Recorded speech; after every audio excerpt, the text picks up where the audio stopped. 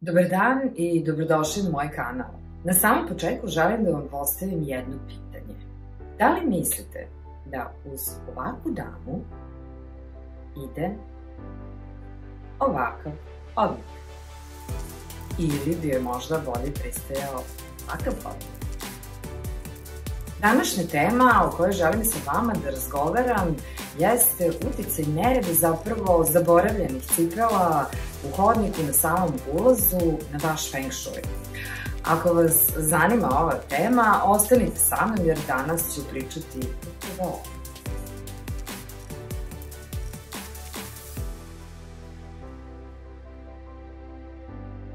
Još jednom, dobrodošli na moj kanal.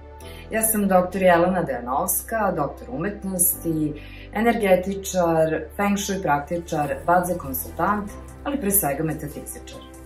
Kao što sam već rekla, današnja tema jeste kako cipele koje vrlo često ljudi zaboravljaju na samom ulazu u svoj dom zapravo utiču na feng shui doma i generalno na kvalitet života. Drugo o čemu želim s vama da razgovaram, ukoliko je ovo vaš slučaj, šta je to što možete učiniti kako biste sve ovo popravili. Podsjetimo se na samom početku šta je zapravo ulaz, gledano iz ugla naravno feng shuija. Ulaz je ono mesto gde nova, zdrava, berećetna energija ulazi u vaš dom i ima nameru da se nakon toga raširi po vašem domu i da ga oplemeni u najboljem mogućem smislu, znači da stigne do svakog kutka i da osveži energiju koja tu već postoji. Ukoliko se na samom ulazu nalaze neke blokade, a cipele, pogotovo te zaboravljene cipele, jesu jedna vrsta blokada, onda energija neće moći nesmetano da se kreće, da uđe u vaš dom i da stigne do svakog tog kutka. Druga stvar koju je važno napomenuti jeste da je sam ulaz zapravo mesto gde se vi predstavljate, gde imate mogućnost da predstavite sebe na onaj način kako želite da vas vide drugi ljudi, ne samo u vašem domu, jer to će se zapravo manifestovati u kompletno vašem životu. Ako je nered na samom ulazu ovog tipa u vašem domu, zapravo na vašem ulazu, onda će i taj prvi utisak koji vi zapravo ostavite kada sretnete neke ljude biti tako messy, kako se kaže, a to je naravno ono što vi ne želite da se dogodi. Šta se događa sa energijom kada naiđe na gomilu cipela u vašem hodniku, koje su tako raštrkane, zaboravljene, možda čak i prljave? Isto kako se i vi krećete kada ulazite u vaš dom, tako se ponaša i vaša energija. Ako se vi saplićete pa gledate da izbegnete te cipele, pa ne znate koji je najbolji put da stignete do sledeće odrednice, isto tako će se ponašati i energija. Zapravo ona će biti zbunjena, bit će blokirana i neće moći da uđe u vaš dom na onaj način na koji bi to trebalo da se dogodi.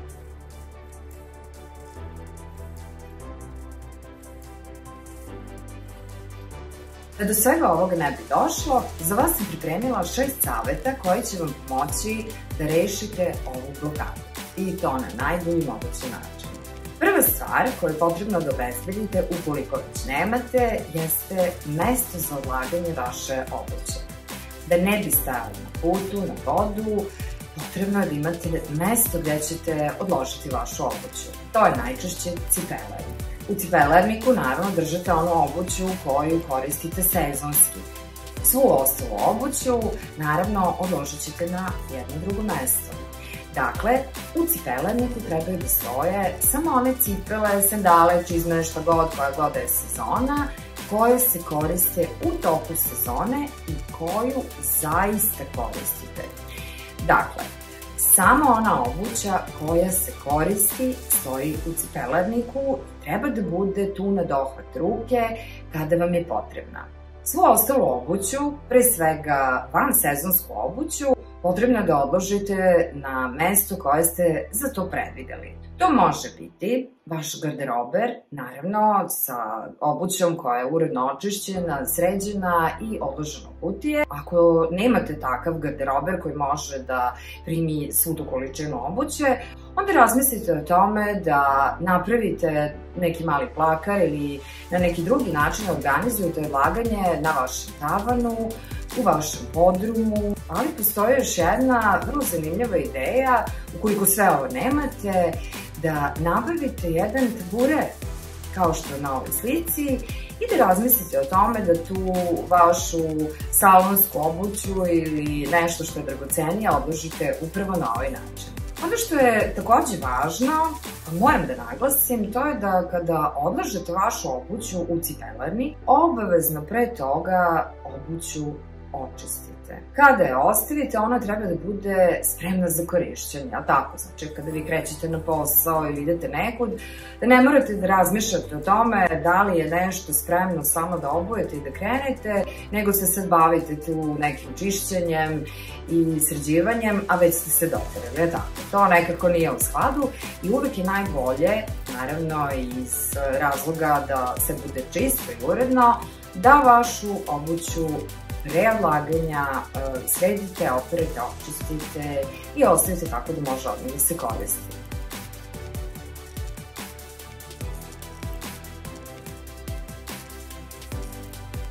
Što se tiče rasporeda u vašem cipelarniku, svaka je preporuka da onu obuću koju češće koristite stavite bliže vama, a da onu obuću koju ređe koristite stavite na neko udaljenije mesto gde je manje pristupačno, jer je zapravo i ne koristite često. Bilo bi zaista neprijatno da svaki put kada vam nešto treba, vi morate da izvedite 5-6 pare cipela da biste stigli do onog što vi želite da obujete, pa onda hajde vraćaj nazad.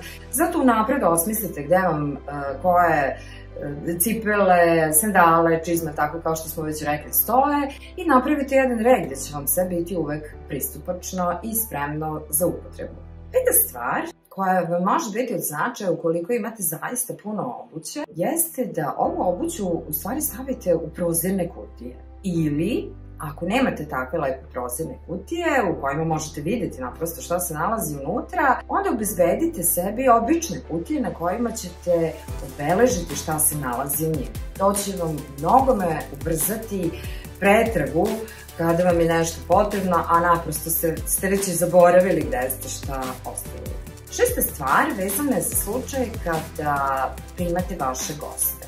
Postoje dve opcije. Jedna je da imate odmah tu posle ulaza prostoriju u kojoj nije potrebno izuvanje, koju ste predvideli da služi na taj način, a u slučaju da nemate ovakvu prostoriju, onda je neophodno da obezbedite dovoljan broj sobnih papuča.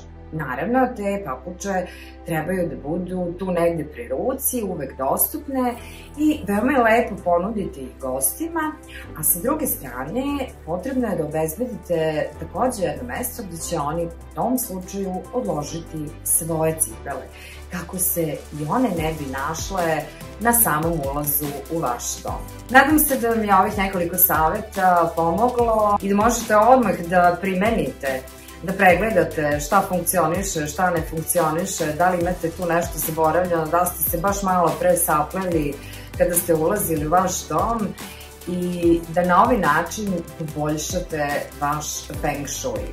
Ukoliko vam se video dopao, kliknite subscribe dugme, prijavite se na moj kanal, a ako mislite da ima posebnu važnost, naravno podelite ga sa vašim prijateljima kako bi i oni mogli da primene ove savete i da imaju bolji feng shui. Hvala vam što pratite moj kanal i vidimo se u narednom videu.